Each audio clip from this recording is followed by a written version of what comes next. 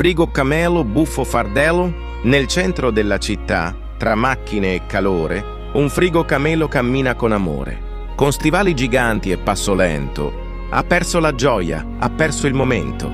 Che freddo qui dentro, dice senza sorriso. Ma nel deserto non c'è più paradiso.